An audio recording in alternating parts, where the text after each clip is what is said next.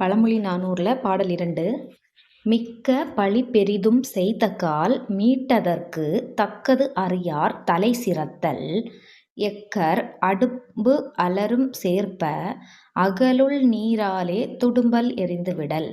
அதாவது என்ன சொல்கிறாங்கன்னா, மிக்க பழி பெரிதும் செய்தக்கால், நம்ம நிறைய பழிகள் செய்தப்புறம், அதாவது ஒரு மன்னனை சொல்லியிருக்காங்க, மணல் மேடுகளிலே விளங்கும் அடும்பின் கொடிகளிலே பூக்கள் மலர்ந்திருக்கும் கடற்கரை நாட்டிற்கு உரியவனே.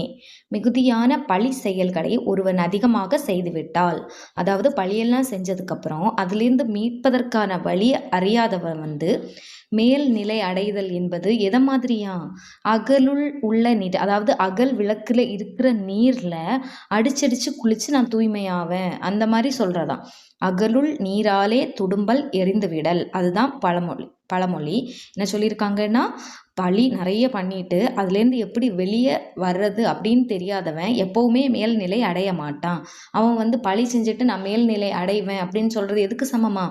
அகல் விளக்குக்குள்ளே இருக்கிற தண்ணீரில் குதிச்சு குதிச்சு குளிச்சு தண்ணியெல்லாம் வெளியே வரல, அந்த மாதிரி குளிச்சு நான் தூய்மையாவேன் அப்படின்றதுக்கு சமம் அப்படின்னு சொல்லியிருக்காங்க.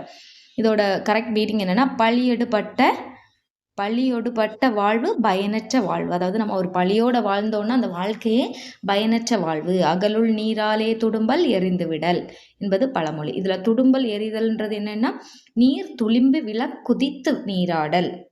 தேங்க்யூ.